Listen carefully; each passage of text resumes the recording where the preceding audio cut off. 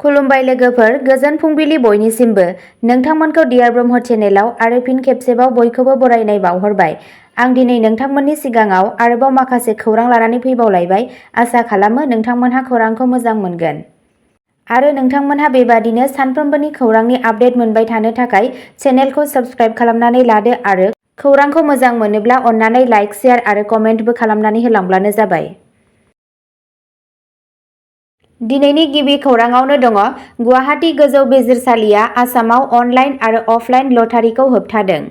गुवाहाटी गोजौ बिजिरसालिया आसामाव अनलाइन आरो अफलाइन लटारिफोरखौ बन्द खालामदों। रायजो-राजानि रैखाथिनि थाखाय मोनसे मख'जाथाव आगान। गुबैयै फोरबोनि बोथोरनि समाव गुवाहाटी गोजौ बिजिरसालिया आसामाव अनलाइन आरो अफलाइन लटारिनि सायाव गोख्रै होबथादों। बे थिरांथाया रायजोआव बेबादि हाबाफोरनि आयेन बेरेखा आफादनि सायाव जिंगा सिखांनायनि उनाव फैदों। बिजिरसालिनि थिरांथाया मोनसे पाब्लिक इन्टारेस्ट लिटिगेशन आर'जलाइनि फिननायाव दं, जेराव बेखौ नोजोर होनाय जादोंमोन दि लटारिफोरखौ थि गनायथि गैयाजासे खुंनाय जादों, जाय लटारिज एक्ट 1998 आरो लटारिज नेम 2010 खौ सिफायदों। आयेननि बायदिब्ला, खालि रायजो सरकाराल' थि समगान्थिनि सिङाव लटारिफोरखौ खुंनो हागोन। बबेखानि बेखौ मिथिनो मोन्दोंमोन दि माखासे सुबुंफोरा बेफोर लटारिफोरखौ आयेन बेरेखायै खालामनो थाखाय जिल्ला कमिसनारफोरनिफ्राय गनायथि लागासिनो दंमोन। बिजिरसालिनि थांखिया आसामाव लोरबां सुबुंफोरखौ सोबख'नायखौ होबथानाय आरो आयेनारि मानथाखोखौ लाखिनाय। गाहाय बिथोनफोरा जादों गिबियाव, अनलाइन आरो अफलाइन लटारिनि सायाव गोख्रै होबथानाय। नैथियाव दं, रायजो सरकारा गोख्रोङै मावफुंनायखौ रोखा खालामगोन। थामथियाव दं, जिल्ला कमिसनार आरो पुलिस सामलायगिरिफोरा आयेन बेरेखा लटारि अपारेसननि बेरेखायै गोख्रै राहा लागोन। ब्रैथियाव दङ, रायजो सरकारा लटारिनि थाखाय गनायथि होनायखौ होबथाग्रा रोखा बिथोन होगोन। एमिकास किउरि महरै हाबा मावनाय एस के दासआ गोसो होनानै बुंदोंमोन दि खालि रायजो सरकाराल' थि नेम आरो सर्तफोरनि सिङाव लटारिफोरखौ खुंनो थाखाय गनायथि होजानाय। आसामनि उफ्रा गागि सोरखारि उकिल आर के बराया बिजिरसालिनो फोरमायदोंमोन दि सा 25 जिल्ला कमिसनारफोरा अफलाइन एबा अनलाइन लटारिनि थाखाय गनायथि होनायखौ नेवसिगारदों। बिजिरसालिया आयेन बेरेखा लटारिफोरनि जेंनाखौ सुस्रांनो थाखाय लानाय राहाफोरनि गुवारै फोरमायथि होनानै रायजो सोरखारखौ गावनि फिननाय दाखिल खालामनो 6 सप्ताहनि सम होदों होनना सुलुंनिफ्राय मिथिनो मोनबावनाय जादों।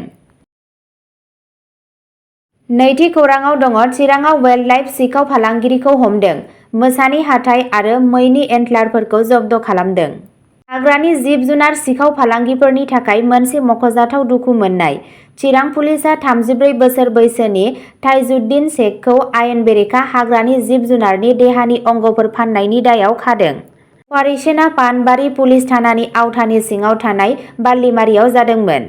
जब्द खालामनाय बेसादफोरा जादों मानै मोसानि हाथाइ, मैनि एन्टलारफोरनि मोनसे जथाय।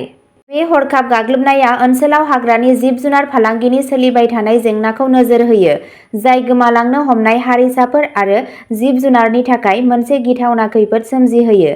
बिबानगिरिफोरा आयेन बेरेखा हाग्रानि जिब-जुनारनि फालांगिखौ होबथानो नाजानायखौ गोख्रोंसिन खालामगासिनो दं। शेखखौ हाग्रानि जिब-जुनार रैखाथि आयेननि सिङाव केस होनाय जादों। हाग्रानि जिब-जुनार फालांगिजों लोब्बा थानाय जाथावना नेटवार्कफोरखौ दिन्थिनो थाखाय नायबिजिरनाया सोलिगासिनो दं।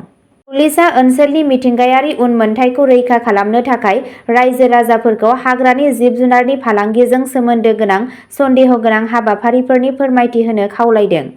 बेयो गिबि खेब नङा जेराव बिबानगिरिफोरा आसामाव हाग्रानि जिब-जुनार फालांगिनि हेंथायै गोख्रों राहा लादों।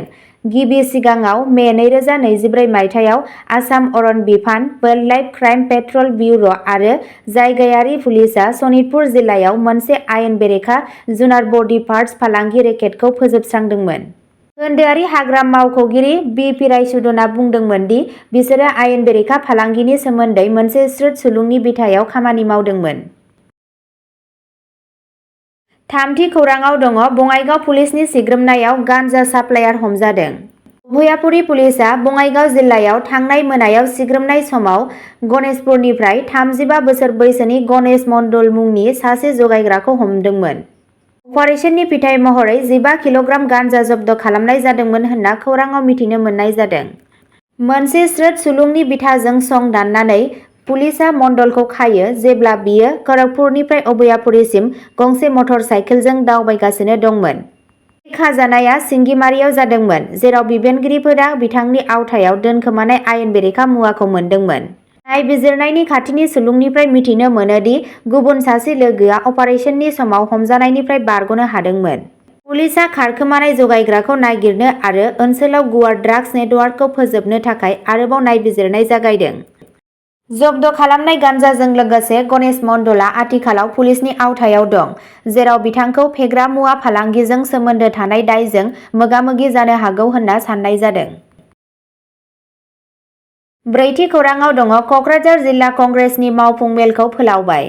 कक्राझार जिल्ला कंग्रेसनि मावख' रनेन्द्र भवनाव बृहस्पतिबाराव जिल्ला कंग्रेसनि मोनसे गोलाव सम मावफुं मेल खुंफुंनाय जायो। जिल्ला कंग्रेसनि गोलाव मावफुं मेलाव दुलाराय भारत कंग्रेस आफादनि नेहाथारि पृथ्वीराज पि साथे, एमएलए आरो आसाम रायजोनि मावफुं आफादगिरि जाकिर हुसेन सिकन्दरा नुजाथिदोंमोन। बिथांमोनहा मेलाव बाहागो लादोंमोन आरो सुबुरुन होदोंमोन। बरायनाय मावफुं जथुमाव गासैबो कंग्रेस दोलोखौ सिगांथिं लांनो आरो मोनसे गोख्रों मावखान्थि बानायनायनि सायाव गुवारै सावरायनाय जादोंमोन। बरायनाय मावफुं मेलनि जोबनायाव दुलाराय भारत कंग्रेस आफादनि नेहाथारि पृथ्वीराज पि साथेआ बुंदोंमोन दि बिटिआरआव कंग्रेसखौ गोख्रों खालामनाय जागोन आरो दानफ्रोमबो नायफामफिननाय जथुमफोर खुंनाय जागोन। 10 निफ्राय 20 बोसोरनि उनाव कंग्रेसआ गोरोबथाखौ नागारदोंमोन आरो थांनाय खेबाव कक्राझारनि लकसभा मासियाव बिसायख'थि गेलेदोंमोन, नाथाय बेयो 1 लाखनिबो बांसिन भट मोननो हादोंमोन आरो बेयो पार्टीनि सायाव सुबुंफोरनि फोथायथिखौ दिन्थियो। बिथाङा बेखौबो बुंदोंमोन दि फैबाय थानाय समाव कंग्रेसनि देरहानायनि फिरफिलाया बिरगोन। पृथ्वीराज पि साथेआ बेखौबो बुंदोंमोन दि कंग्रेसआ उफ्रा बिसायख'थियाव आबुं गोहोजों बिसायख'थि गेलेनो हागोन। बेराफारसेथिं गान्धी जयन्तीनि सानसे सिगां पृथ्वीराज पि साथेआ सनम वांचुकखौ गान्धीजीनि सानथौखौ सिफायनायनि दाय होदोंमोन। मख'नो गोनांदि मैयानि बे मेलाव आसाम प्रदेश कंग्रेस कमिटिनि नेहाथारि भबानन्द नाथ गर्जन मुसाहारि, जिल्ला कंग्रेसनि आफादगिरि प्रेम हासदा आरो नेहाथारि हाबिल शेखजों लोगोसे जिल्ला कंग्रेसनि दैदेनगिरिफोरा बाहागो लादोंमोन। बाथि खौरांआव दङ हिमन्त बिश्व शर्माया 4 आरो 5 अक्ट'बराव मोन 39 क'ड डिस्ट्रिक्टसनि गिबि खोन्दोखौ जागायनो थियारि जादों। मोनसे जारिमिनारि आगानजों आसाम सरकारा मानगोनां गिबि मन्थ्रि डक्टर हिमन्त बिश्व शर्मानि नोजोरगोनां दैदेननायाव 4 आरो 5 अक्ट'बर 2024 खालि गं 39 क'ड डिस्ट्रिक्टसनि खोन्दोखौ जागायनो थियारि जादों। बे हाबाफारिया हादोराव गावनि रोखोमनि गिबिसिन हाबाफारि। बे गिदिर आगाननि थांखिया खुंथायखौ मिरुआरि खालामनाय आरो गासै रायजोआव खुंथायखौ बांहोनाय। बेफोर जिल्लाफोर दानानै सरकारा नोगोरारि मिरुआरि सिबिथाइफोरनि आखा-फाखाथिखौ जौगाहोनो आरो जौगालु नाजानायफोरखौ मोजाङै खालामनो नाजादों होनना सुलुंनिफ्राय मिथिनो मोननाय जादों। 6थि खौरांआव दङ आसामनि बजालियाव दाव सिखार खालामनायनि दायाव 2 हमजादों। आसामनि बजालि जिल्लानि दलयगाव बिरबिरा गामियाव दाव मैहुर खालामनायनि दायाव 2 सेंग्राखौ हाग्रा बिबानगिरिफोरा खादोंमोन। बे जाथायाव जाय फुङाव नुजाथिदोंमोन, 2 सन्देह गोनां सुबुंफोरा बुंनाय बायदिब्ला बाक्सा जिल्लानि सालबारिनिफ्राय सरासनस्रा दाव मैहुर खालामनो दावबायदोंमोन। जायगानि फुंखाफोरनि बायदिब्ला सानैबो गामियाव गोबां दावफोरनि थैनायनि थाखाय दायनिगिरिमोन, जायनि जाहोनाव थागिरिफोरनि गेजेराव रागा जोंखांदोंमोन। आयेन बेरेखा खामानिखौ होबथानो थिरांथा लानानै जायगानि सुबुंफोरा सुबुंफोरखौ हमनो थाखाय मोनसे बिथांखि बानायदोंमोन। मोनसे फान्दायनानै बिसोरो 2खौबो बे हाबायाव हमदोंमोन आरो गोख्रैनो हाग्रा आरो पुलिस बिफान मोन्नैखौबो सांग्रां खालामदोंमोन। बजालि पुलिस आरो हाग्रा मावख'गिरिफोरा जाथाय जायगायाव सौहैयो आरो 2 सेंग्राफोरखौ हमथायो। बिसोरनि सायाव बै समनिफ्रायनो हाग्रानि जिब रैखाथि आयेन सिङाव केस होनाय जादों, मानोना बिबानगिरिफोरा मैहुर खालामग्रा हाबाफोरनि सिमाखौ नायबिजिरगासिनो दं। 7थि खौरांआव दङ दिल्ली देहा फाहामसालिनि सिङाव 2 बेरामिया डाक्टारखौ गावथारदों। मोनसे सोमोनांथाव जाथाय।